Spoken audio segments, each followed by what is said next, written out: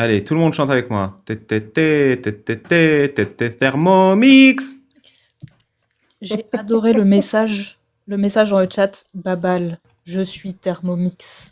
Je viens te thermomixer la face. Craignez Thermomix. Craignez le châtiment de Ça va, on craint Thermomix. rien du tout, on a qui réparer sa face après. Ah ouais. Oui. Les lames, elles sont très aiguisées, il faut faire attention. Alors, pourquoi Mais t'es pas parti hier autant comme une qu'un voleuse? bistouri Ça 15. commence à devenir dangereux chez toi, mon bébé.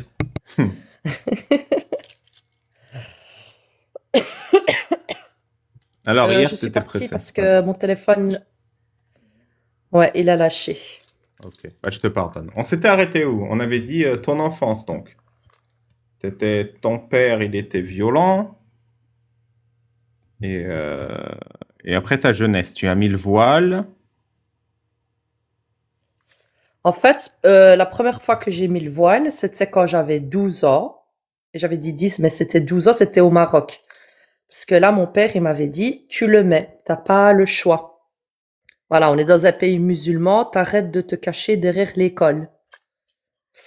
Et quand j'étais ici en Belgique, Et là, actuellement, tu le portes. Parce que on entend non, que je ton nez est parle- bouché. Ah non, c'est pas le non, voile. Je croyais que c'était le voile. c'est l'accent, ouais, ça c'est l'accent. Alors,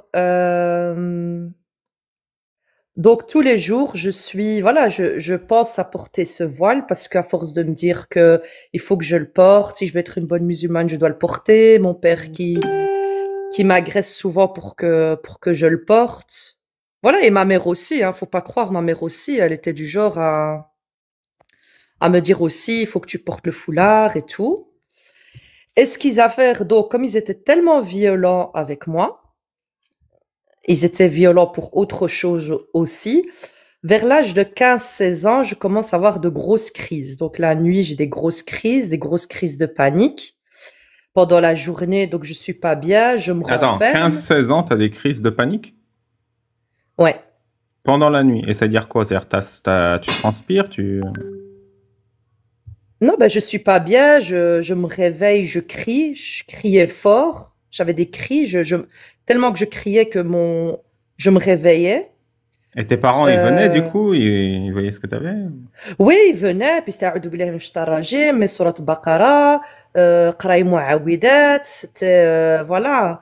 Et à un moment, il voyait que que je suis pas bien, mais moi, je ne savais pas que c'était dû à la violence aussi que je me suis tellement prise par mes parents et mon grand frère, qui entre-temps, souvent m'arrachait les cheveux en me disant, tu lâches pas tes cheveux, il faut que t'as pas intérêt de faire belle, porte le foulard, écoute quand papa te dit que tu dois porter le foulard, c'est pour ton bien. Donc voilà, tout ça a fait que j'étais pas bien. Et Et ça se passait en Belgiquistan. oui, c'était en Belgiquistan. Et C'était en les frères et Belgique. sœurs, Ben, j'avais une grande sœur aussi qui était dans le même cas aussi. C'était tout le temps le bordel. Il fallait qu'elle porte le foulard. Elle voulait pas le porter. Elle était contente de devenir enseignante. Elle se faisait insulter de grosse guerre parce qu'elle voulait pas mettre le foulard. Voilà, et c'était par une qui? grosse gaouria. Par qui? Par mon père, par mes frères. Ok. Donc voilà, et moi aussi, que franchement, j'espère qu'elle me pardonnera. Je lui disais aussi, tu as des comportements trop de guerre, tu veux t'émanciper, toi aussi. Ben voilà, on était tellement dans un cadre de violence qu'on savait que s'exprimer, c'était notre code, quoi. Ouais. Et maintenant, elle va Et bien, ta donc, je sœur? te dis, oui, elle va bien, elle est toujours croyante, elle est toujours musulmane, Ah, bon, bah. mais elle ne porte plus le foulard. Elle l'a remise en question et pour elle, voilà, elle a compris que ce n'était pas une obligation, mais elle est convaincue. Donc, je débat avec elle. Je la mets Et, face à ses contradictions. et Dis-moi. t'écris. Mais t'as une autre sœur mécréante, non, qui vient sur mes lives et Et tout j'ai dans le encore chat. une Ouais. sœur, c'est celle qui t'avait parlé, tu vois, qui a, pour le moment, Ouais. elle me dit, j'ai peur de prendre ma décision. J'ai peur que le jour que je me retrouve dans ma tombe, elle me dit, et si ça c'est tout? Et si c'est vrai? Et si Ouais. je vais avoir ces questionnements? Et s'il y aura elle me dit, j'ai peur de franchir ce pas-là. Donc, mais ça cogite. Elle remarque qu'il y a beaucoup d'absurdité dans cette religion. Et du coup, tes crises à 15-16 ans, on t'a amené voir un docteur ou pas? Non, on m'a pas amené voir un docteur. On m'a pas amené voir un docteur. Nous, tout ce qui était psychologue, psychiatre, psychothérapeute, tout ça, c'est bid'a, c'est des trucs de guerre, c'est des trucs de shaitan, Innovation. c'est des trucs, Une- voilà, c'est des une innovations, c'est surtout, voilà, nous, on est des musulmans, on est des gens pieux, on croit en Allah, Allah va te sauver de tout ça. Mm. Donc, c'est Allah qui va te sauver de tout ça. On me dit, voilà, Nisrine, tu dois être forte, tu dois croire en Dieu, tu dois être plus assidu au niveau de tes prières. C'est normal que tu fasses ces crises parce que tu t'es éloigné d'Allah. Et Shaitan te touche et voilà, les démons t'envahissent, les genoux t'envahissent. Et puis, par surprise, on me T'as dit, pas eu un viens imam? à Raqi, Ah, un voilà. imam, Ça, un imam voilà. très Le connu scénario dans classique. notre ville. Voilà, très connu dans notre ville. Tout ça pour faire Qui quoi? vient- Pour sortir Shaitan de toi. Pour sortir Shaitan. Voilà, il fait des trucs, mais le subconscient, des il est trucs. fort. Quoi comme truc? Parce que là, ça nous intéresse. Bah, il commence, franchement, bah voilà, il lit le Coran, il m'allonge, il me recouvre, il me dit de bien porter le foulard, de ne pas venir avec mes cheveux parce que s'il veut que tout se passe bien, que voilà, que la ruqya ait vraiment son effet. Et quand cette ruqya se termine, il dit effectivement, votre fille, elle est possédée, elle a des djinns en elle. Et si il faut qu'elle guérisse, sans le port du voile, c'est pas possible. Sans le port du voile, c'est pas possible. Ces invocations ne vont pas être acceptées. Elle aura beau prier, mais si elle porte pas le voile, ça ne va pas. Il faut absolument qu'elle porte le voile si Justement, elle veut guérir. Justement, ma femme vend de superbes voiles à seulement 19,90 €, plusieurs coloris disponibles. Mais- Là, c'est trop gris. Il va te dire justement, juste en sortant juste à droite, il y a un petit magasin. Il y a une dame là-bas, génial. C'est terrible. D'ailleurs, c'est ma Franchement, femme. c'est terrible. Vous avez Et toute je ma vous jure, compassion, vous madame. rigolez, hein. Mais je vous jure qu'à ce moment-là, Bien sûr j'avais que... peur, hein. Mais Parce bien que sûr. je vous jure, parce que moi, en fait, quand j'étais petite, mon père adorait regarder tout ce qui était exorciste. Les gens qui faisaient des ruqya. Et j'en voyais quand j'étais petite. Donc moi, mon subconscient, quand il voit un raqi qui est là, en train de réciter des versets, et qu'il les récite, qu'il les re-récite, je commence moi-même à faire des crises, à casser Oui, tout, oui. à tout casser. Mais À attends, correspondre. attends, C'est À les ce qu'on ruqya- attend de toi. les En fait, ruqya, à c'est faire ce qu'on public. attend de toi. Genre, tu peux aller à Ben la oui, mosquée, voir une ruqya ou un truc. Enfin, Comment? Moi, j'ai jamais vu un raqi, par exemple. Bah, franchement, je te conseille pas, c'est- commencer à exorciser quelqu'un et la personne commence à lui dire je suis bouddhiste et lévité ou je sais pas quoi. Ou un exorciste catholique commence à exorciser une meuf et elle commence à faire shahada. Elle devient musulmane. C'est toujours dans l'autre sens, tu vois. C'est des djinns et des esprits spécialisés par religion. Tu vois, il n'existe que... Non mais c'est n'importe quoi. Mais oui, c'est n'importe quoi, mais ça, c'est la force du subconscient. Moi, comme j'ai béni là-dedans et qu'on nous racontait que c'est pour nous faire peur, qu'on devait croire en Allah et avoir peur de Dieu et être protégé des djinns, voilà, on y croit, on baigne là-dedans et puis on te dit oui, t'es possédé et voilà, et on s'en rend pas compte qu'une ruqya, ça, c'est comme si on était sous hypnose, en fait. En fait, c'est comme les spectacles de Mesmer, si vous avez déjà vu, où les gens commencent à faire n'importe quoi, mais Ouais, c'est ouais, pareil ouais. pour une Ouais, ruqya. Ouais. C'est tout à fait pareil. Donc voilà, on se met à parler, à dire des conneries. Des fois, je me retrouvais à dire des conneries. Je dis, mais pourquoi est-ce que tu sors ça de ta bouche, quoi? Mais c'est bien après que j'ai compris. Et voilà, c'est de là, et parti de là que j'ai mis le foulard. Non, je me suis dit, écoute, là, c'est bon, j'arrête de me voiler la face. Je vais me voiler les cheveux. Il est où, Babal? Pardon, il s'est enfui. Il Je est à suis là, droite. je mange. Ah. Donc C'est- voilà, tu as ma Pardon. réponse à mon port du voile. Donc pour finir, je dis, écoute, c'est une obligation. J'ai assez traîné. Il est temps que je le porte. Eh ben, je vais le porter. Mais attends. Mais Et Quand l'imam moi, il j'ai dit... encore, Vas-y. j'ai encore ma question de ton. Tu disais que ton père il regardait des ruqya, mais genre sur Mhm. Internet, sur YouTube ou c'est genre public. C'était tu Al le- Jazeera. À l'époque, c'était Al Jazeera. Et, Ouais. et de temps en temps, tu avais l'imam qui faisait des ruqya. Et je peux dire, quand tu regardes ça, tu as 3 ans, 4 ans, 5 ans, c'est traumatisant. Ça ressemblait à quoi? C'est très traumatisant. Ben écoute, t'as la personne qui est par terre et Moi, qui se c'était met mieux à la rouler, liberté. à crier, sa voix change, soi-disant un démon est en train de parler, à s'arracher les cheveux. C'est très impressionnant, hein. La liberté, moi, c'est pire. Toi, c'était à la télé. Moi, j'ai vécu des ruqyas, j'avais 8 ans, 9 ans, 10 ans. Devant moi, des ruqyas, des trucs, des exorcismes où t'as des gens qui pètent un câble, ils ont un comportement... T'as 9 ans, 10 ans. C'est très traumatisant. Ah, Ouais, je laisse l'ai vécu tomber. aussi, Laisse Amir, parce que tomber, mon bien père, il sûr. était... Ouais, mon père aussi, il était obnubilé par ça. Il nous emmenait au Maroc, il nous emmenait voir des trucs parce et c'était effrayant quand tu voyais des gens comme ça qui s'excitent et qui crient. C'est waouh. Franchement, ça fait peur. Mais après coup, moi, vraiment, juste en repensant, tu vois, en me remémorant ces scènes-là d'exorcisme, c'est un des éléments qui m'a permis de remettre en question la religion. Parce que j'y ai assisté et j'ai vu, en fait, et à cette époque, j'y croyais, du coup, j'étais à fond, mais avec un esprit critique. Quand tu revois les scènes, t'as une autre grille de lecture, et là, tu commences à comprendre l'arnaque. Bah oui.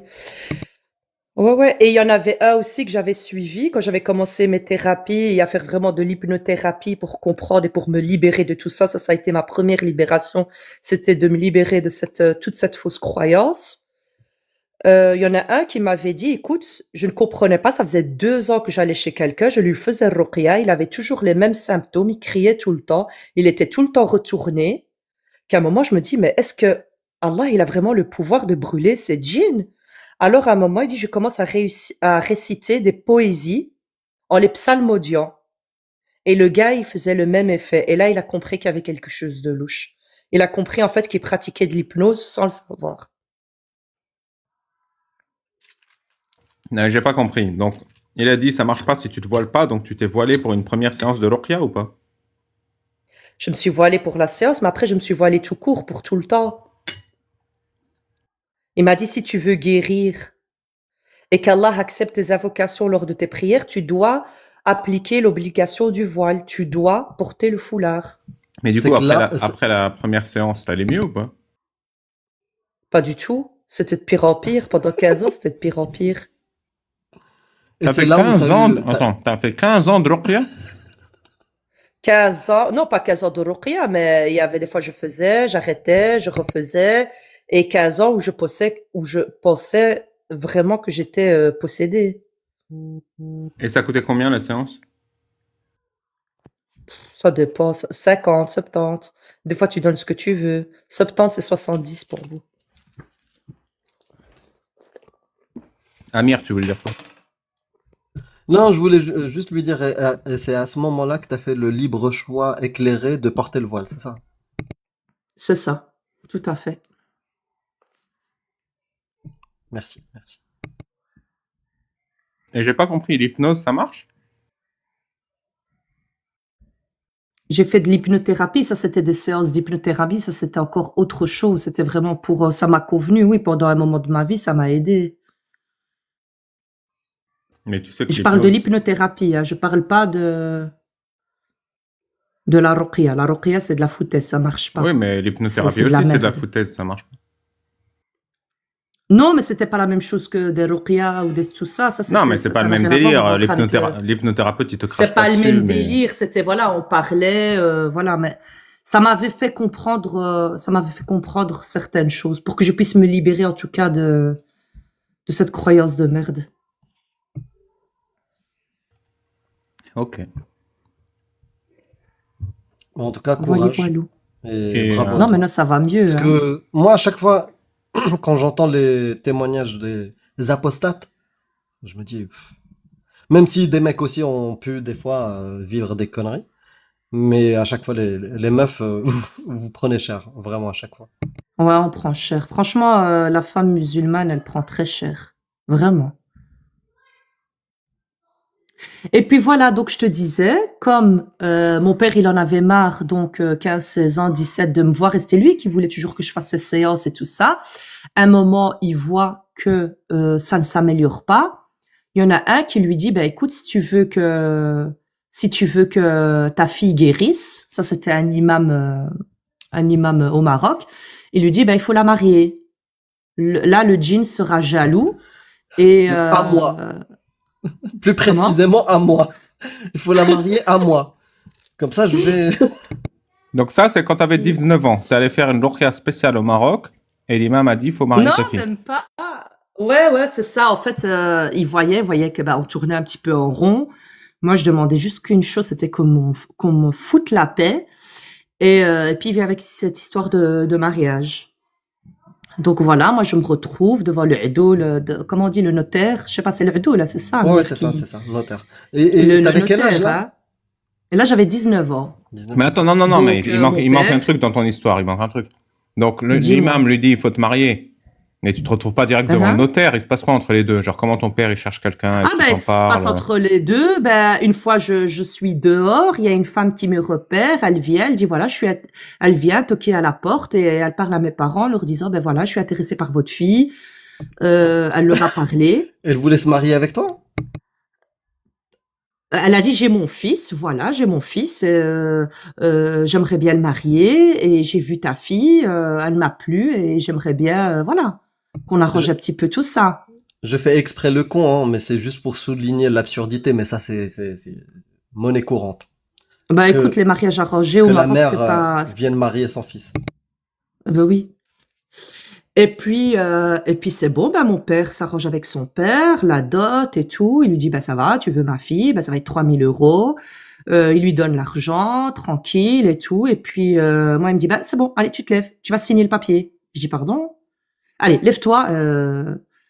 Voilà, je comprendrais. Je dis, non, moi, j'ai pas envie. Non, mais ça se fait je connais cette personne. Depuis l'imam, ça a duré combien de temps jusqu'au moment où il dit tu te lèves, C'est signe le papier? intéressant, ouais. Mais ça, de quoi? Depuis Combien le de moment où l'imam a dit qu'il faut que tu te maries, au moment où ton père te dit lève-toi et signe le papier. Ah, ça a été vite. Hein. En fait, je descends au Maroc. Quand j'ai 19 ans, je suis au Maroc. Il me ramène encore, il me trouve un autre imam qui fait des ruqya, un autre charlatan, un autre gugus. Et puis, il lui dit, oui, ta fille, voilà, ce qui serait bien, ce qui marche bien, c'est le mariage, nanani, nanana. Et puis voilà, quand cette opportunité, la femme, elle est venue pour me Donc demander c'était pendant la les main mêmes sur le mariage. vacances. Les mêmes C'était vacances. pendant les mêmes vacances. Non, mais ça répond Et pas. en 3 depuis donc 3 jours, il a fallu. Un 3 jours. mois. Ça a été vite. Franchement, j'ai plus le souvenir exact. On est en vacances en juillet, août, tu vois. Nous, on a 2 mois de vacances. En juillet, août, on est au Maroc. Et en juillet, je fais mes séances de ruqya. Je sais bien que vers mi-août, j'avais signé. Ça te répond à ta question? Ouais, c'est bon. Et du coup, ton père, il dit allez, lève-toi et Ça va signe. Et toi, t'as dit oui.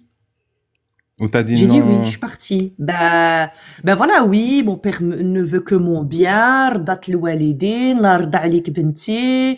Voilà, écoute, je veux que ton bien, celui qui écoute ses parents, Dieu va le récompenser, ne te tracasse pas, et nanani, nanana. Moi, tout était rapporté au discours religieux. Et personnellement, t'avais, je sais pas, t'avais 19 ans, t'avais envie de connaître des mecs ou t'avais pas du tout envie? Et le mec, il était beau Mais ou non, quoi? pas du tout. Franchement, j'ai jamais été dans ce délire. Non, non, le mec, il était beau, mais j'étais pas dans ce délire-là.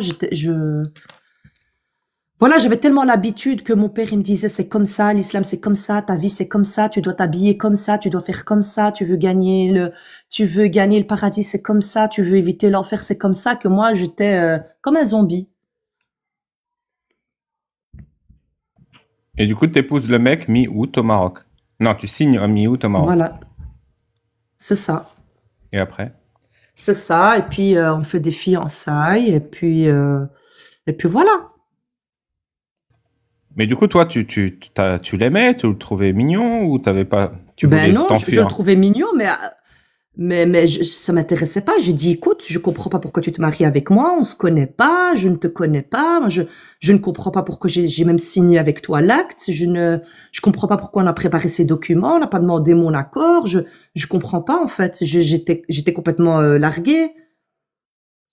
Après, on m'a fait croire, mais non, c'est normal, ça se passe comme ça, ta mère, elle s'est mariée comme ça aussi, parce que moi, les femmes autour de moi, c'était ma mère, ma grand-mère, mes tantes, les femmes que j'entendais autour de moi, elles se sont mariées, elles ne connaissaient pas leur mari. Donc, elles se mariaient à l'âge de 15, 14, 15, 16 ans, elles ne connaissaient pas leur mari. Même ma mère, moi-même, elle a été mariée de force. Et elle nous l'a toujours raconté, j'ai été mariée de force à votre père, je ne le connaissais pas. Mais pourquoi ta mère t'a pas défendu alors? Bah, ma mère, j'avais l'impression qu'elle avait vécu tellement de la merde qu'elle voulait encore qu'on vive plus de la merde qu'elle. Ouais, je vois. C'est ce que j'ai vraiment compris. Ouais. Et du coup, Ça il n'a y a pas eu... été du genre la mère qui... Pardon? Non, vas-y, fini. En fait, ma mère, ça n'a pas été du genre à se dire je ne veux pas répéter le schéma dans lequel j'ai vécu. Elle, c'était moi, j'ai subi ça, je veux que vous subissiez encore plus que ce que je n'ai subi. Et du coup, il y a eu fiançailles mi-août et il y a eu mariage avant la fin des vacances ou t'es rentré sans mariage? En fait, ce qui se passe, je rentre et puis on discute au téléphone parce que je devais faire tout ce qui était. J'avais commencé à ce moment-là. Oui, j'étais en dernière année. J'étais en dernière année d'études et on commençait à discuter et on préparait le mariage pour l'été. Attends, je comprends pas. On Donc, t'es préparait le rentré mariage pour en l'été. août, t'es rentré avec les fiançailles et tu préparais le mariage pour l'été d'après. C'est ça. Donc, il s'est rien passé finalement. C'est ça. Tu t'es fiancé à lui et après quoi, t'as passé un an à étudier et tu gardais contact Un par an à écrit ou- étudier, à préparer, puis j'avais pris, bah, on était sur téléphone à ce moment-là, il y avait le téléphone, on s'appelait de temps en temps sur le téléphone, puis c'était à l'époque de MSN, c'était ça, hein, MSN, Messenger, ou je sais plus comment ça s'appelait. Whiz. Je sais plus comment ça s'appelait. Et puis, en été, c'est tout, on retourne, on prépare le mariage, j'avais pris un appartement, comme ça, quand on revient ensemble, eh ben, on va habiter ensemble.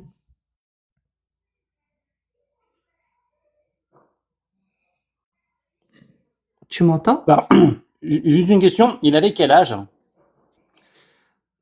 Moi, j'avais 19 ans à l'époque. Lui, il avait 7 ans ou 8 ans plus que moi. Ouais. Et donc, t'as préparé le mariage et l'été d'après, tu repars là-bas. Et donc, t'appréhendais ça? T'en as parlé à tes copines ou... Ben, moi, quand je parlais à mes copines, je leur racontais que oui, je me suis fiancée, j'ai rencontré quelqu'un. Je leur racontais pas la vérité.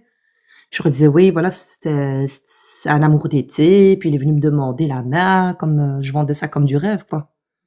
J'allais pas dire la vérité. Ouais, que t'as été vendu 3000 €. Voilà. Et du coup, l'été d'après, tu repars? Je repars. Je repars et puis voilà. Et t'es resté là-bas longtemps ou t'es revenu Non, on s'est Belgique, à un mariés. moment Non, en fait, ce qui s'est passé, c'est qu'on s'est mariés. Et quand je retourne en Belgique, lui, il devait me suivre le temps qu'il aille son visa. Et Mais après, attends, mon vous père, êtes il m'a allé, dit... tu t'es marié. Mariage s'est bien passé? Ouais, mais ça, pourquoi tu veux rentrer dans le détail et tout ça? Bah parce que c'est ça l'important. Mais si t'as pas envie... Dis-moi, c'est quoi que tu veux savoir? Non, non, vas-y, dis-moi, c'est quoi que tu veux savoir? Il y a eu consommation le premier soir ou pas? Il y a eu consommation, oui. Et ça t'a plu? Tu t'as aimé? Ou tu t'es senti V? Ou t'avais envie? Franchement, j'avais ni envie, j'avais ni... c'était... parce que c'était l'inconnu. Nous, on nous explique pas. On n'explique pas ce que c'est que... Ma mère m'explique pas, je ne connais pas. Et Bon. franchement, Bah, j'ai eu très mal. Vu que toi, tu sais pas et que lui, il sait pas, comment vous avez trouvé J'en sais comment rien faire? si lui ne savait pas. Ah, Je ok. sais pas que lui s'il ne savait pas, mais ça va. J'avais quand même étudié. J'avais des cours de sciences, j'ai eu des cours d'anatomie. J'étais pas à ce point-là larguée, mais Ouais. ça s'arrêtait là, quoi. Et j'ai eu plus mal qu'autre chose. Voilà. Et puis ça s'est arrêté là. Et puis j'ai dû revenir en Belgique. Ah, donc tu l'as vu une fois, vous avez couché et t'es rentré. Ouais, je suis rentrée en Belgique parce que lui, il avait pas encore son visa. Eh ben. Il avait pas encore son visa. Et puis mon père, dès qu'on rentre, il me dit, écoute, le gars, j'ai vu, ça ne va pas, je l'ai vu, il est un petit peu louche, je préfère que tu t'en sépares. Après qu'il t'ait Moi, je consommé. rigole. Après qu'il t'ait marié, vendu, consommé, ton père, il dit, ah, mais j'ai regardé le mec. Ouais. Ouais, il m'a dit, écoute, ça ne va pas. Non, mais je te jure, tu rigoles, mais je te jure que Non, mais- maintenant j'ai beaucoup de recul, mais quand j'étais dedans, Babal, je te jure, ça ce fut un gros Non, mais traumatisme. je vraiment, parce rigole, que- je rigole Mais de oui, enfin- désespoir. Je rigole pas parce que c'est drôle, je rigole parce que ton père, Parce c'est que un gros nul. lui, quand tu sais, même mon père, par rapport à ça, parce que même maintenant que que j'y repense, tu vois, C'est une quand catastrophe. tu sais que quand j'y repense, je viens en Belgique, mon père me dit, est-ce que vous avez consommé le mariage, tu vois? Moi, je suis gênée, je suis pas bien, tu vois? Ben, je lui dis oui. Il me dit, ben, comment ça? Comment est-ce que t'es bête ou quoi? Et quoi, maintenant, Il si je vais pensait qu'il devoir allait te se marier, passer quoi?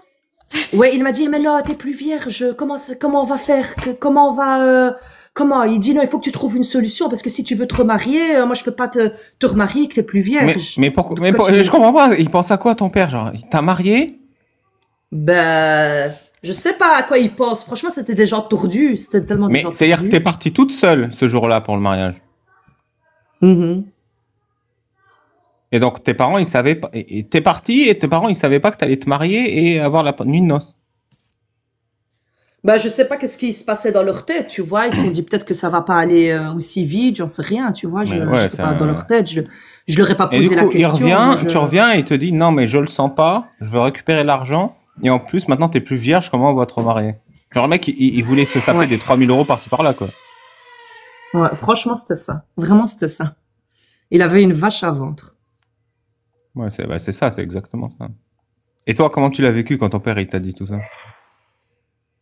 Ben, j'étais pas bien et puis j'étais tellement endoctrinée, j'étais tellement pas bien. Je peux t'assurer qu'à ce moment-là, moi, je ne suis pas bien. Moi aussi, je me dis, mais merde, qui va vouloir de moi? Je suis plus vierge, l'honneur de la famille, il y a tout qui s'effondre autour de moi.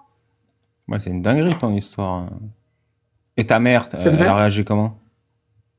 Bah, ma mère m'a dit, t'es une PUT, t'es une Quoi PUT, t'es une PUT. Mais c'est-à-dire que tu fais l'amour dans le cadre du mariage et t'es quand même une pays. Mais c'est. Ouais, Mais, ouais, ma mère, elle était très violente à ce niveau-là, ouais. mais elle s'attendait à quoi? Je comprends Ouais, pas. ouais. Mais ils s'attendaient à quoi, tes parents? Ils Je t'ont sais dit- pas parce que je sais pas à quoi elle s'attendait parce que même je me souviens quand j'étais partie à la pharmacie pour prendre la pilule avant que je ne parte au Maroc, elle me dit qu'est-ce que t'as été faire à la pharmacie? Ben j'étais gênée, j'ai caché la boîte et Mais elle c'est- me regardait, j'étais mal. Mais c'est-à-dire que t'étais la seule qui était consciente qu'elle allait avoir une consommation ou quoi? J'ai l'impression ils voulaient que tu Ben tombes enceinte, je quoi. crois. Je sais pas, je comprends pas. En fait mes parents je les ai jamais compris, je vais pas les comprendre et ça me dépassera toujours. Ouais. C'est arrivé la même histoire à d'autres de tes sœurs ou que toi? Non, que moi. Que moi. Et du coup, t'es pas tombée enceinte de ce premier rapport. Non, non, non, non, non. Non. Et du coup, comment ton père il a rompu le contrat? Ou bien tu l'as rompu ou bien...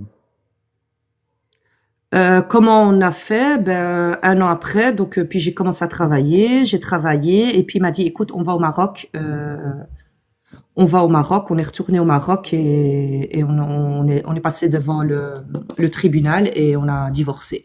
Pour quelle raison? Franchement, je saurais plus te dire. Mais Je sais c'est-à-dire que plus- ton je mec, sais ton plus te mari, tu l'as vu une fois, vous avez couché une fois et tu l'as plus jamais revu. Ouais. Ça fait Je ça. sais pas qu'est-ce que mon père il avait fait, qu'est-ce qu'il avait dit. Franchement, je sais plus te dire. Ouais. Moi, je suis partie, j'étais là.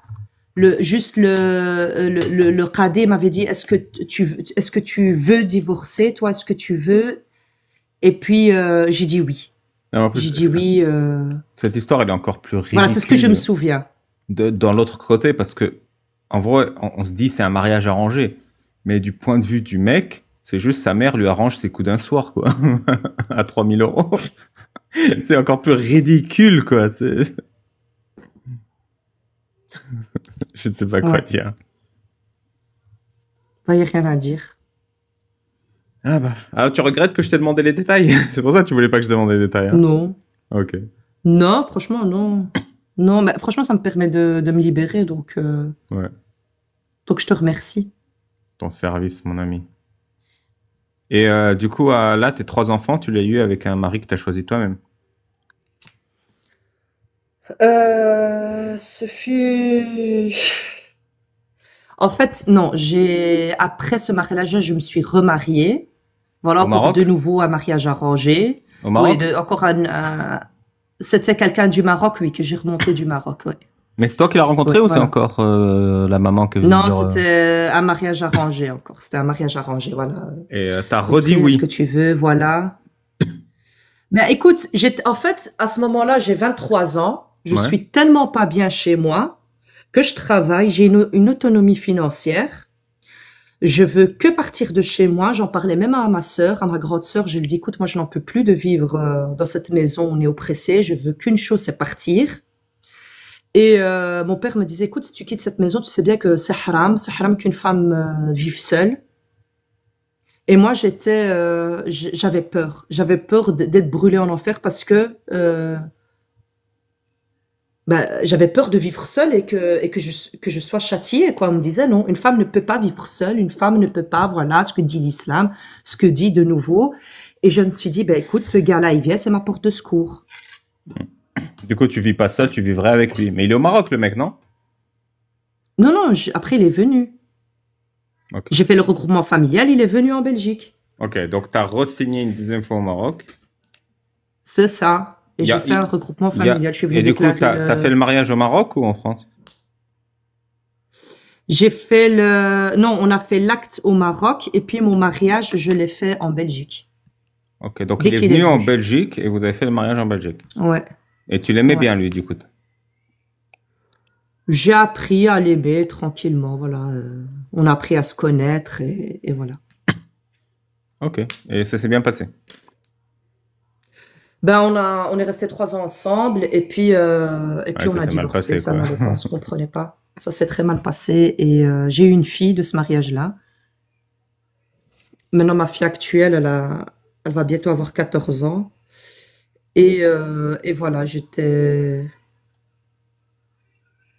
pas bien, je divorçais, plus les traumas accumulés, j'étais vraiment pas bien.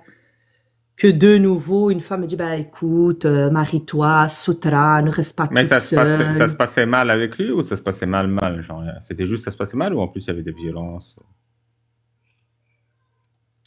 Non, c'était pas qu'il y avait des violences, mais en fait, moi, j'ai toujours été révoltée. Et lui, et ça, on me reprochait que ce soit dans la famille ou dans sa famille à lui, que je n'étais pas assez soumise à lui. Et donc ça, on me le reprochait, tu vois. Moi, je disais, écoutez, non, je peux pas. Moi, je suis pas. Voilà, malgré que j'avais le cerveau assommé, déchiqueté, mais je gardais, non. Je disais non, Donc c'était, écoute ton mari. Oui, mais t'écoutes pas assez ton mari. Oui, mais t'es pas assez obéissant. T'as trop du répondant. C'est de ta faute. C'est fou qu'il te reprochait d'être une femme idéale. Ouais. Et du coup, t'en as eu marre de cette pression et de lui un peu. Et lui, il te défendait ou pas? Il disait, elle a le droit. Ah non, pas du tout. Lui, il jouait là-dessus. Il dit, j'ai jamais vu une femme comme ça, qui se laisse pas faire. J'ai jamais vu une femme comme ça. Elle ne m'écoute pas, elle ne m'obéit pas. Voilà. Donc il a joué là-dessus. C'était une femme qui n'était pas obéissante, donc je préfère. Et voilà. Et il a eu les papiers ou pas, lui? Oui, il a eu les papiers. Et il est parti. Starfall, pas mal. T'as gardé la fille? Ouais, ma fille, elle est restée avec moi. Elle est toujours restée avec moi.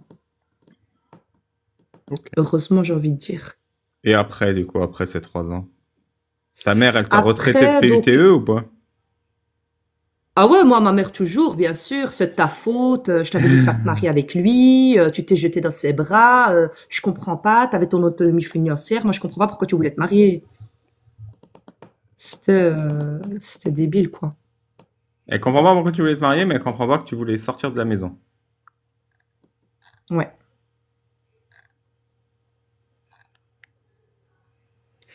Et voilà, en fait, on a des filles, voilà, on les fait culpabiliser. Moi, on m'a fait trop culpabiliser dans cette peur de l'enfer que je n'avais aucune rationalité. Voilà, j'avais peur. Pour moi, mes parents, je les idéalisais parce que on nous le dit aussi. On dit si tu veux gagner le paradis, si tu veux si tu veux que Dieu t'aime, ben, l'amour de Dieu passe par celui des parents. Donc, pour moi aussi, tout ce qu'il pouvait me dire, tout ce qu'il pouvait faire, ben, c'était normal. À partir du moment, moi, où je gagne mon paradis et que ça vient de mes parents, il n'y a pas de problème avec Et ça. t'étais encore voilée après ces 3 ans de mariage? Oui, j'étais toujours voilée. Et tu faisais tes prières ou pas? Ça devenait très compliqué. Franchement, ça devenait très compliqué d'être assidu. Et c'est pour ça devenait très compliqué d'être assidu au niveau de mes prières, que je culpabilisais de me dire que je suis une mauvaise musulmane. Et je me suis dit, comment je pourrais m'en sortir?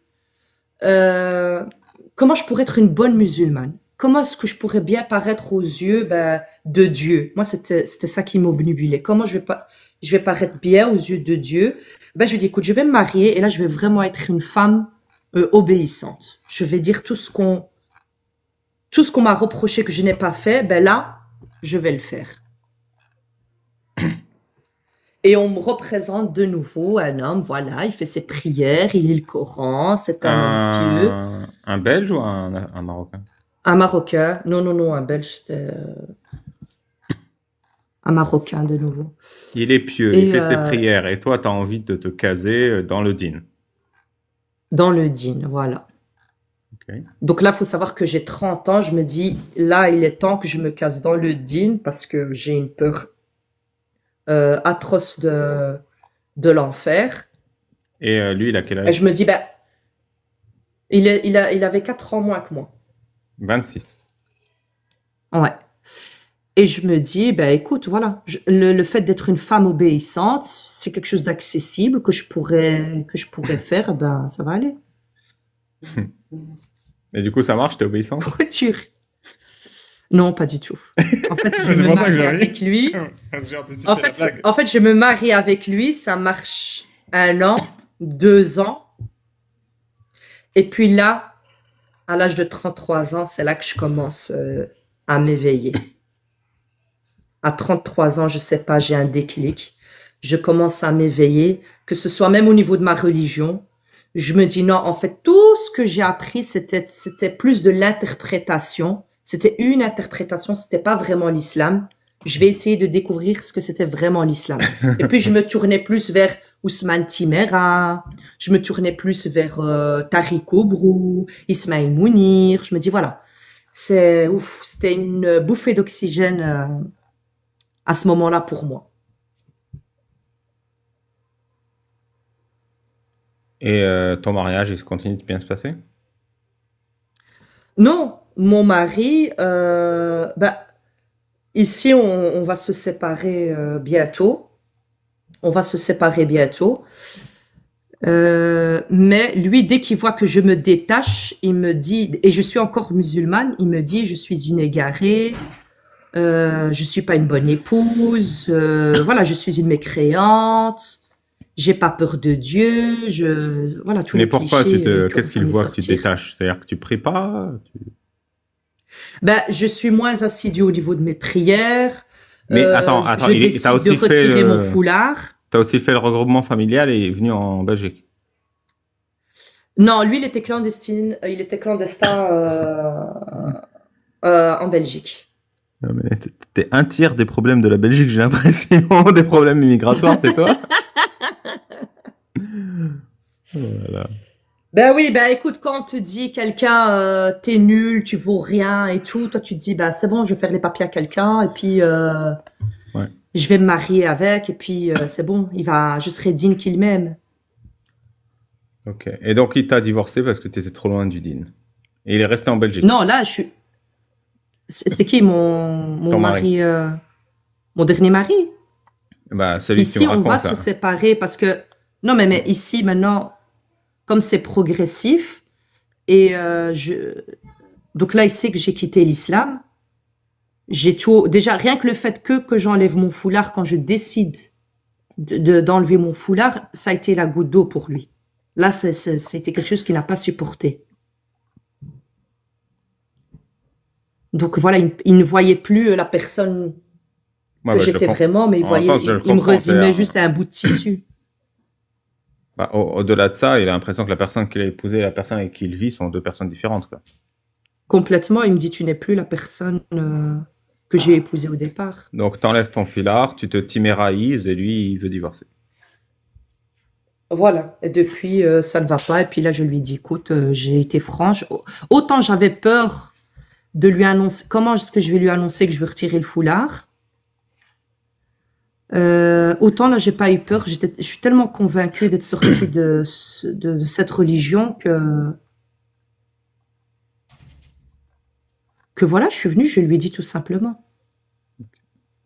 Donc, vous divorcez, t'as toujours une fille. J'ai une fille et j'ai eu 2 enfants avec lui.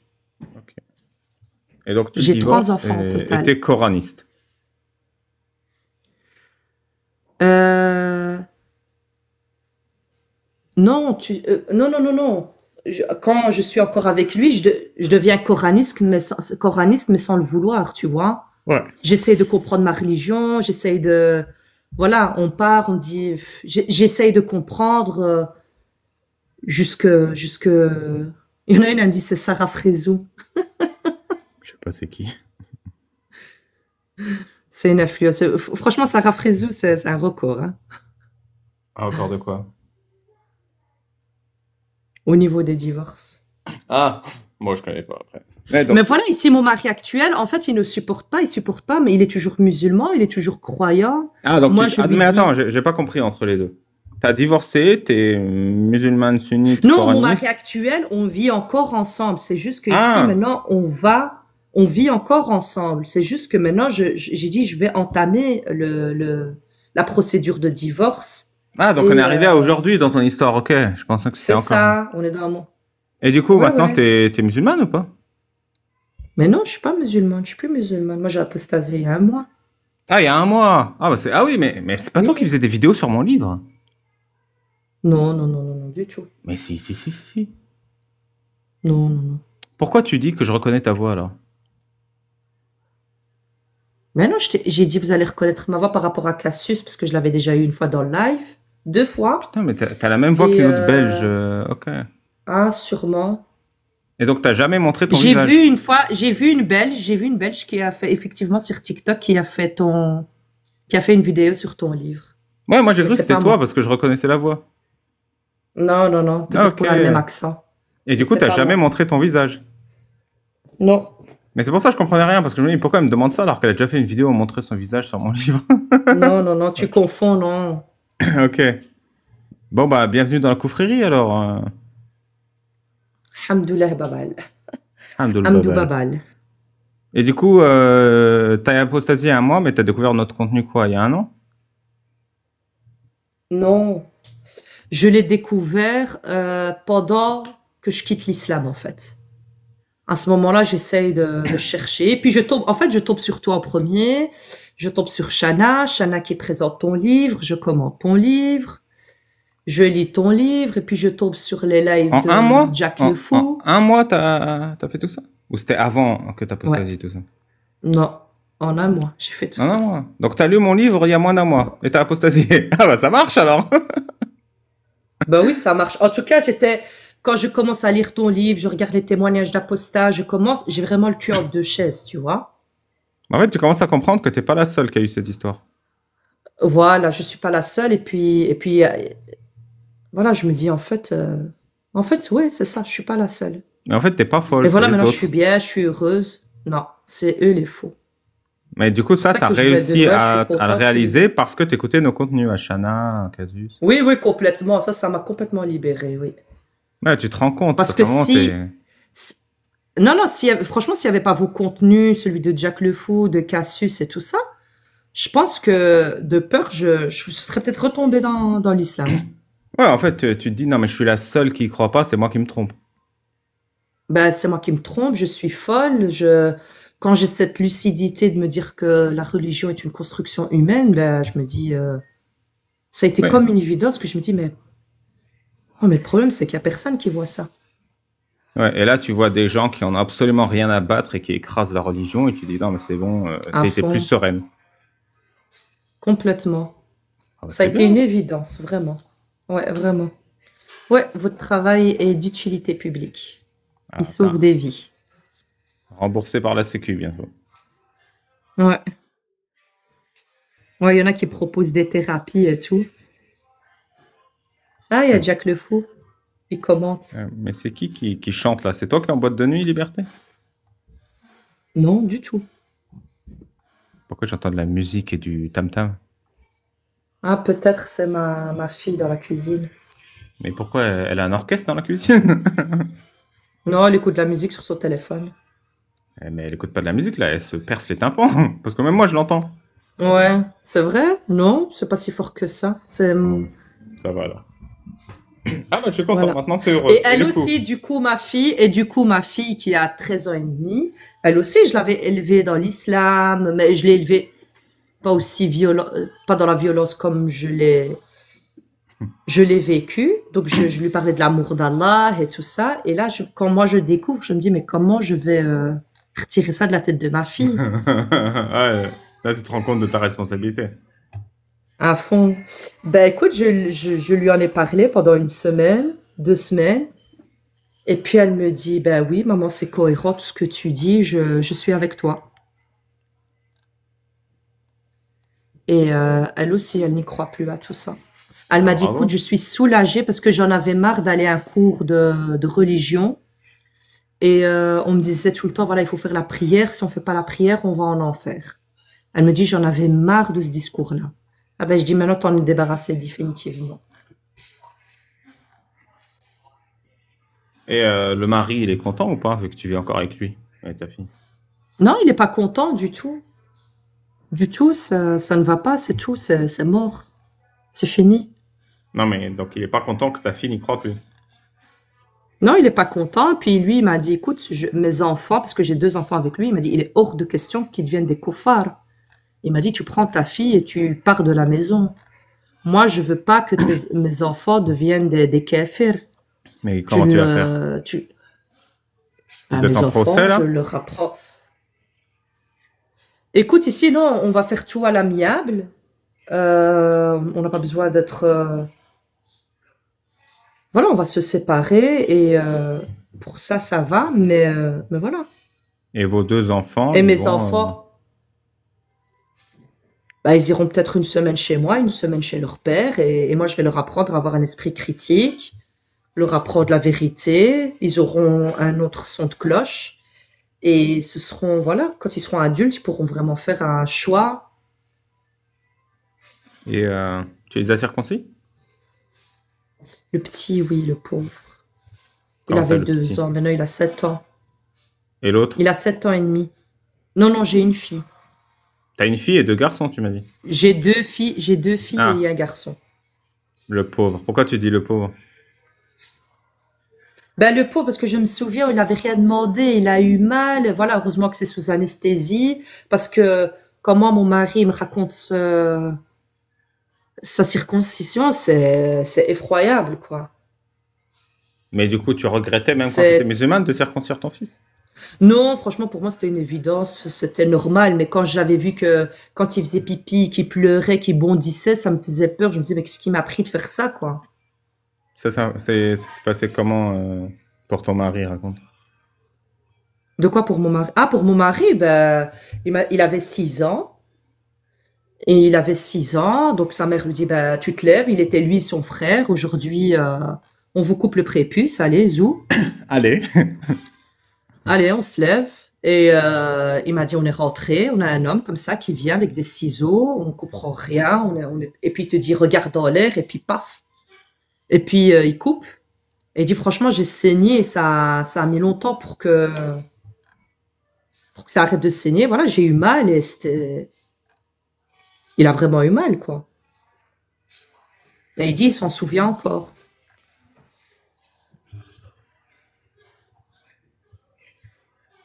Voilà. Et mon ex-mari me le racontait aussi. Lui, carrément, on lui avait coupé dans une veine, il a eu une grosse hémorragie. Il me l'avait raconté. Et on voyait, il avait une fameuse cicatrice. Hein. Franchement, je crois qu'on lui avait pris la moitié du zboob. Ça me surprendrait pas. Ouais. Et voilà. Bah, je suis content, merci d'avoir fait ton témoignage. Ça t'a servi? T'en as déjà parlé à quelqu'un de tout ça? Non, comme ça, franchement, non, c'est la première fois. T'es Ça content? fait du bien. T'as eu du bien, hein? Ouais, je me sens libérée. T'as vu? Toute cette injustice-là, insupportable. Insupportable, oui. Ah oui, il y a aussi un truc qui m'avait fait révolter, je n'ai pas raconté ça. Bah non, tu m'as pas raconté. Donc, mon papa, il est décédé il y a 7 ans. Le pauvre, lui aussi, ça m'avait beaucoup remis en question. J'avais vu la terreur dans ses yeux parce que comme il mourait d'un cancer, il savait qu'il était en fin de vie. Au lieu de profiter, voilà, ses enfants sont là. Lui, il était omnibulé par la peur de l'enfer, par le châtiment de la tombe. Donc, voilà, ça m'avait marqué. Le gars, il pensait même pas à nous, il nous calculait même pas. Voilà, on pouvait, et même moi, franchement, je savais même pas comment le consoler ou le rassurer. Et là, donc il décède.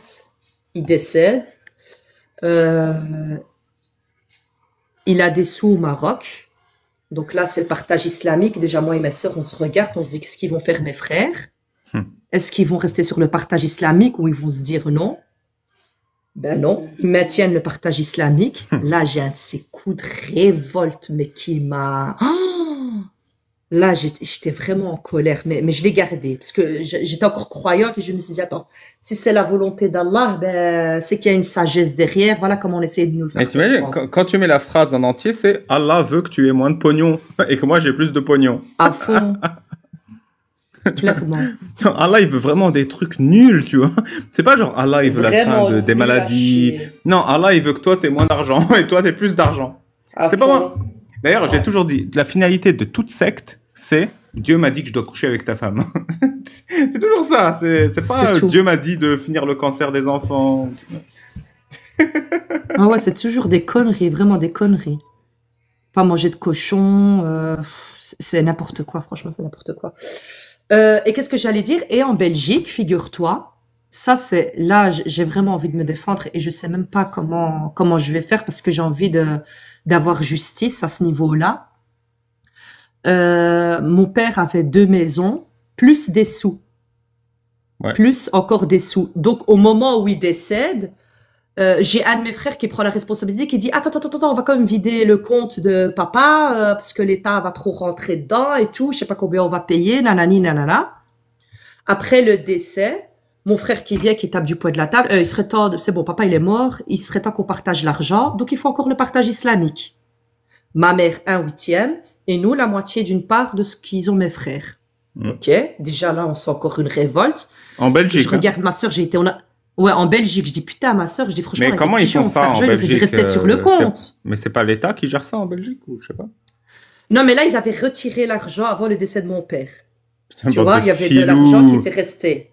Non, ouais, il y avait déjà de l'argent qui était resté. Tu vois, il y avait mon petit frère qui gérait les comptes de mon père et ils avaient retiré l'argent qu'il y avait, ils l'avaient retiré. Et figure-toi, regarde hein, jusqu'où ça a été. Mon père avait 2 maisons en Belgique. Donc, celle où vit ma mère, elle l'a gardée. Et la deuxième a été vendue, que j'ai rachetée. Et quand on reçoit l'argent, le notaire ici, il fait le partage. Tu vois? Donc, la moitié de maison était à ma mère. Ma mère garde la moitié. Et la partie de mon père, en Belgique, c'est 25% va à sa femme et le reste est partagé en part égale. Donc, on reçoit tout ça sur nos comptes. On ne sait pas bifurquer ni quoi que ce soit.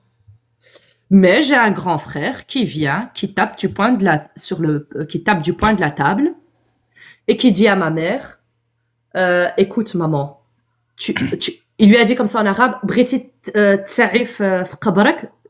que tu veux vraiment avoir de la place dans ta tombe? Tu vas devoir faire le partage islamique. Allah, il m'a dit que tu me dois de l'argent. C'est toujours ça. Ah ouais, voilà. Allah, il a dit, donne-moi l'argent. Ouais. Il lui a dit, on va regrouper tout l'argent et on va faire le partage et tout le monde va prendre les parts en fonction de la loi d'Allah. Putain, là, je regarde ma sœur, on se regarde. Je dis, j'espère que ma mère, elle va pas quand même se faire entuber. Donc, qui elle appelle? Elle appelle au Maroc, elle appelle ses sœurs, elle appelle le mari de sa sœur qui est érudit. Oui, ben voilà. Le problème, c'est si vous n'arrivez pas à trouver une entente, c'est la loi d'Allah qui prime. Et donc, ma mère, elle est venue, elle avait son argent. Ils se sont partagés, le pactole qui restait, ils se sont partagés entre 4 frères. Et ils ont fait le partage islamique. C'est bien foutu quand même. Hein. Voilà. C'est dingue, hein? Ah bah ça. Et le problème, c'est que même ma sœur, elle en avait parlé à une avocate, elle dit, ici, le problème, c'est que ta mère, elle est encore en vie. Il faut prouver qu'ils ont fait ce partage-là. Mais maintenant, ici, si elle dit, non, moi, j'ai voulu donner à mes fils, je veux dire, il n'y a rien qui l'empêche. Elle peut faire ce qu'elle veut, quoi. Non, mais qu'elle donne son argent, mais là, elle a donné ton argent. Ben oui. Bah, du coup, il y a des trucs qui l'empêchent, non, de donner l'argent des autres, je crois. Bah, je sais pas. Moi, franchement, ici, c'est pour ça que en fait, ici, avant, je me disais, justice divine sera, parce que mes frères ne respectent pas, l'islam à la lettre, parce que s'ils voulaient la double part, ils devaient subvenir aux besoins de leur sœur. Ils subviennent pas aux besoins de leur sœur. Donc, pour moi, Non, mais ils ça, c'est commettent pas... une faute envers Allah. Non, mais c'est même pas la loi en Non, on Belgique, s'en ça, fout. Eux, ils ont fait que, c'est pas la loi en Belgique, et eux, ils ont fait que la loi qu'Allah il dit, l'homme la double part, la femme une part, basta, c'est halal. L'homme ce la qu'ils ont double fait. part et il survient aux besoins, mais eux, ils ont la double part et ils s'en foutent, quoi. Et ils s'en foutent du reste. Et franchement, il y en a une qui, j'ai envie de saisir la justice pour ça. Moi, je dis, mets-leur la fessée de leur vie. Saisis la justice. Ben, parce que si je la fais pas maintenant, je vais crever, je l'aurai jamais. Surtout que maintenant je suis agnostique. Ouais, Allah et ses calculs débiles, on n'en a plus besoin, quoi. À fond. Voilà. Donc c'est pour ça, quand on me dit oui, mais ça c'est pas l'islam, oui, mais ça c'est pas l'islam, oui, c'est pas. Ben si c'est l'islam, c'est quoi alors si c'est pas l'islam? Si un tordu d'Allah n'avait pas mis cette loi-là, ils seront pas venus faire ce partage-là. Ah, et toi, t'as apostasié en un mois éclair, hein. Ça y est, Allah, c'est un tordu, c'est un majnoun, c'est... Ça y est, tu perds pas de temps, hein. Mais tu sais, franchement, en 2 ans, il y a les 2 dernières années, avant que j'apostasie, j'étais plus pratiquante. Pour moi, je devenais vraiment comme celle qui dit, je suis chrétienne, mais je pratique pas. Et j'avais Ouais, c'est ça. peur de cet enfer, Parce tu vois. qu'en fait, J'étais, voilà, je crois en Allah, je priais, je demandais pardon, s'il te plaît, voilà, je pêche, mais c'est pas par orgueil. Je vais essayer voilà, tous les soirs, j'avais quand même mon petit traumatisme avant d'aller dormir, de me dire est-ce que je vais me réveiller, comment mon âme va être récupérée, comment elle va subir les questions, comment elle va subir le jugement. Mais maintenant, franchement, je suis libérée de tout ça. Ouais, c'est ça, en fait, t'apostasies, mais tu te rends compte que t'apostasies que genre 1 ou 2 ans après avoir apostasié. Genre, tu comprends pas vraiment ce qui t'est arrivé. Ouais. Genre, moi aussi, j'ai En fait, apostasié, moi, je mon devais corps, avoir... tu sais, pour moi, Babal, mon corps, c'est mon corps qui m'a extirpé parce que mon corps, il voyait les incohérences. Mais moi, je fermais à chaque fois. J'allais pas plus loin parce que chez qui je vais aller? Je vais aller chez un imam et poser mes questions. Je vais aller chez la famille poser mes questions d'incohérence. Ils vont me dire, c'est le ousouas, vas-y, va prier 2 rak'at, dis a'udhu billahi minash shaitanir rajim, mais tais-toi. Je me souviens, moi, le Coran, maintenant, je commence à le réouvrir pour lire les dingueries. Je ne l'avais plus ouvert, je crois, à l'âge de 16 ou 17 ans ou 18 ans, quand je l'ai lu et que j'ai vu qu'on pouvait avoir des rapports avec les esclaves. Et quand j'avais vu ça, je te jure, Non, mais attends, c'est des prisonnières de guerre, c'est pas pareil. Ouais. Et ça, je te jure, j'avais fermé le Coran, j'avais ressenti un sentiment de dégoût que je me suis dit, non. Non, c'est fini, ça. Bah, bienvenue dans la confrérie, mon ami. T'as lu tout le livre, du coup? Merci.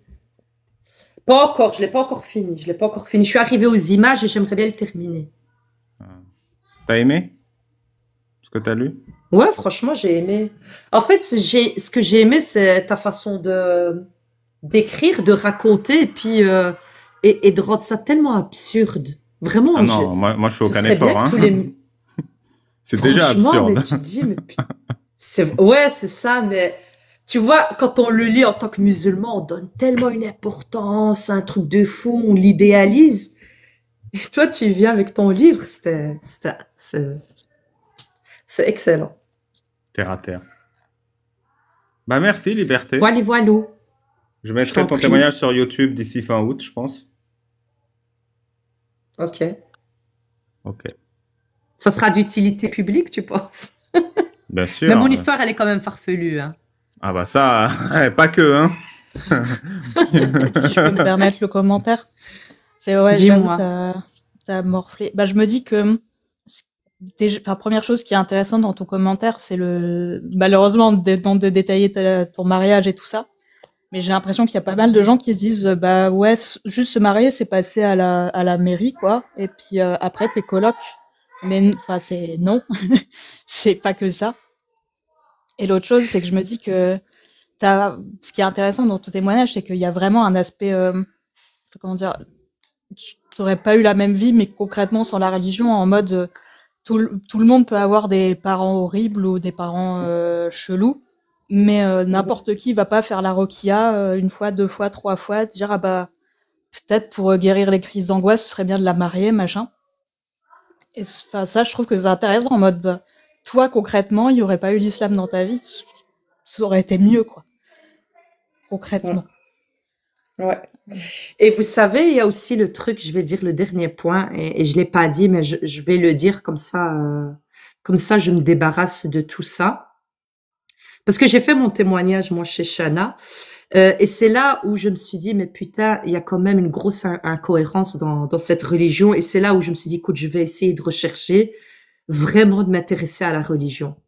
En fait, moi, j'ai subi de l'inceste. Je sais pas, j'espère que je vais pas me faire sauter dans le truc. Et j'ai fait beaucoup de retraites avec des filles musulmanes. J'ai eu des témoignages de beaucoup de filles musulmanes qui y ont subi l'inceste. Et à chaque fois qu'on est dans un petit groupe, le nombre d'incestes est fulgurant, est incroyable. Et là, je me suis dit, il y a un fléau dans la communauté musulmane qu'on n'en parle pas. On n'en parle pas. Qui est, voilà.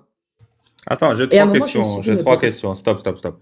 Ouais. Hélène, parce que Dis-moi. sinon ça va faire trop de questions. Hélène, ça veut dire quoi c'est pas juste ton écoloc? Tu voulais dire quoi? Bah, c'est la nuit de noces où Liberté dit qu'elle a eu mal, que elle connaissait pas la personne et que voilà, maintenant t'es dans un lit et il va falloir mettre. Ouais, il n'y a faire pas eu de consommer tout de romance, suite, il n'y a quoi. pas eu. Bah, c'est pas ça. une Benchek, il me dit, escalade. t'es une mytho. Tu vois, il me dit, t'es une mytho, Oui, mais on Benchek. s'en fout, on s'en fout. Deuxième question, c'est Liberté. Tu m'as dit, c'est la première fois que tu fais ce témoignage et que ça te fait du bien, mais tu me dis que tu l'as fait chez Casus et Shana, faut savoir. Non, Cassius, j'ai pas fait tout ce témoignage. J'ai juste dit que j'ai apostasié. Et Et Shana? Shana, je suis pas rentrée dans les détails comme toi, hein. J'ai juste bah dit moi, pourquoi j'ai apostasié en grand. Ah bah, le Mossad, il m'a bien formé, hein. Ouais, toi, non, t'as été vraiment entre les lignes, hein.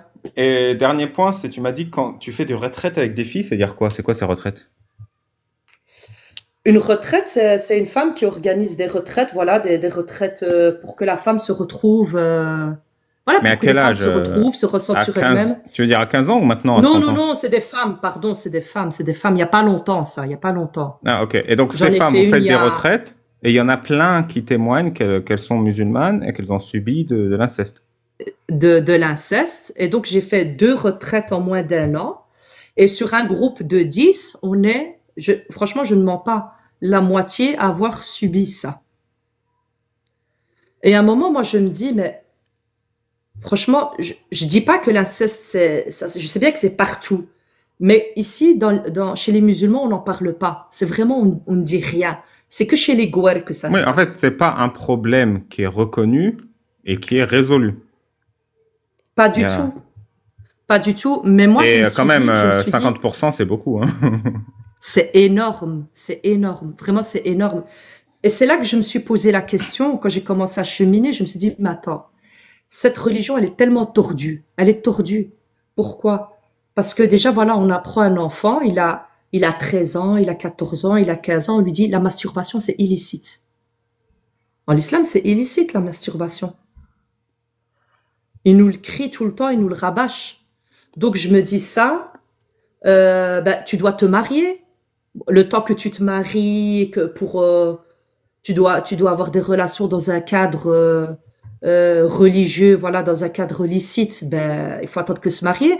Ah ben, je dis en entendant qu'est-ce qu'ils font, tout est illicite.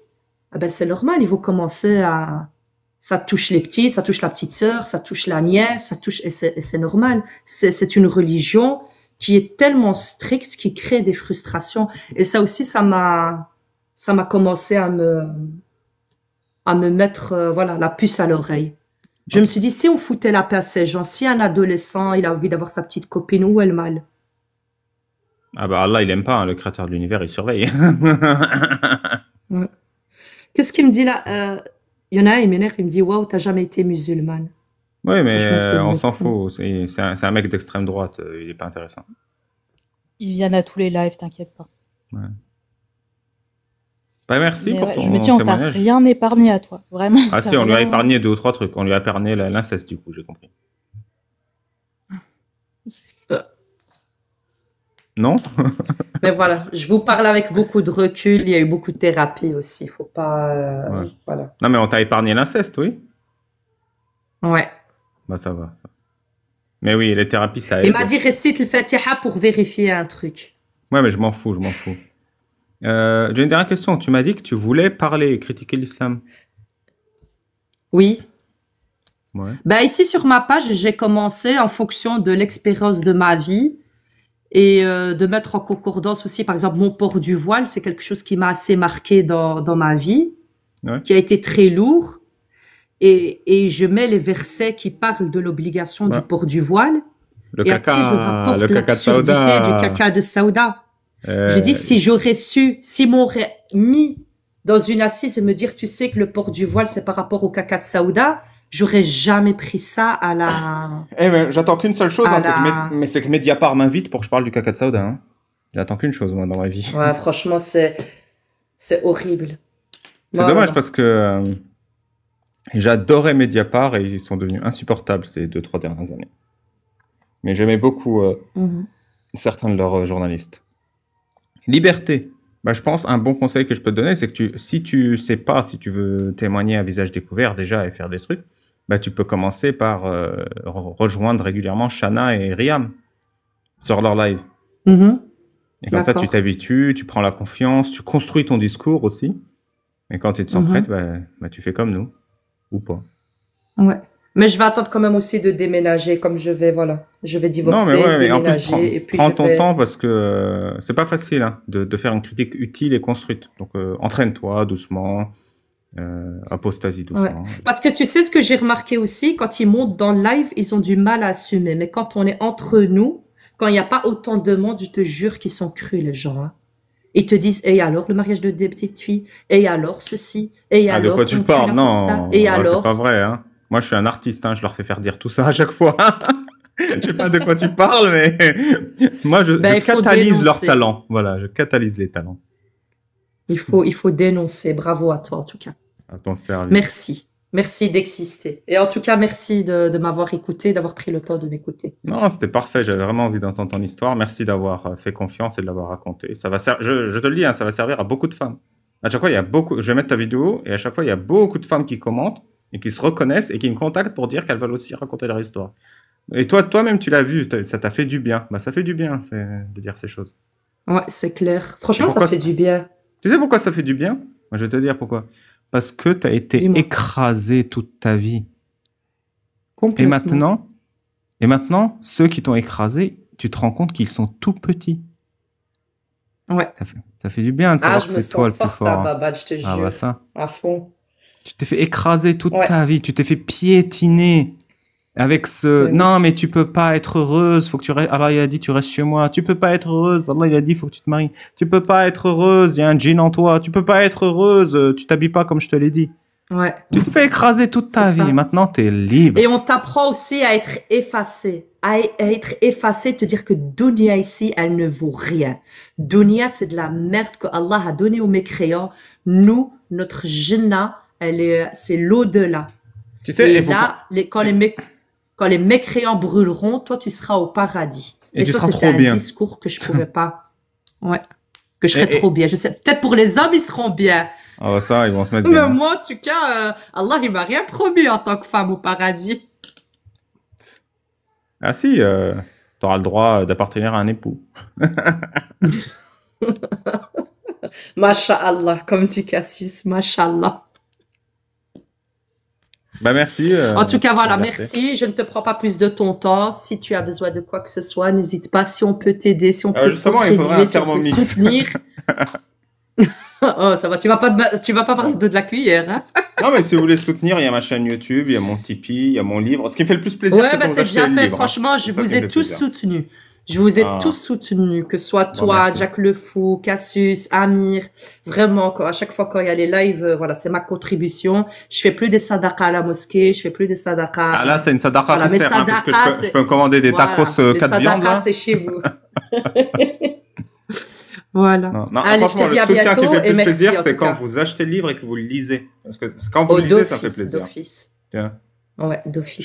Chaque lettre de mon Allez. livre que tu lis, c'est une hasababal. Hein. Ouais. Ciao, ciao, liberté. Merci. À bientôt. Salut. Je Non, mais fais une c'était long, petite mais pub. j'ai bien apprécié. Ouais. Vas-y, Hélène. Mais ouais, là. Vraiment, vraiment, on lui a rien épargné à la pauvre.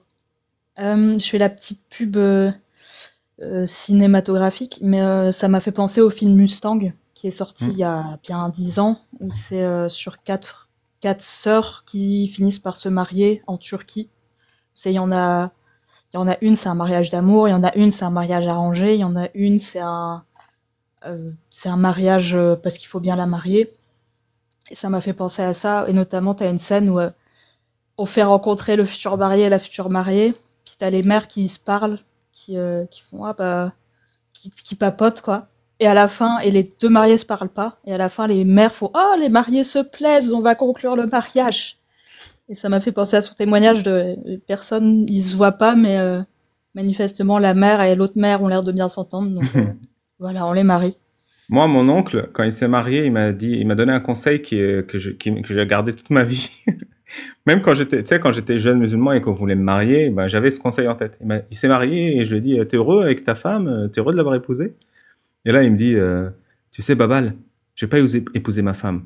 Quand tu te maries, t'épouses son père. Et en vrai, c'est ça, c'est ce que tu dis, c'est que c'est pas est-ce que toi et ta femme tu t'aimes, c'est est-ce que ton père t'aime, son père t'aime. T'es là, t'as cette petite tension homo-érotique. Non, mais je l'aime bien. C'est la poignée de main virile à la fin pour conclure le pacte. Et puis, c'est ça, avec c'est toi qui contact prends, quoi. visuel, poignée ferme.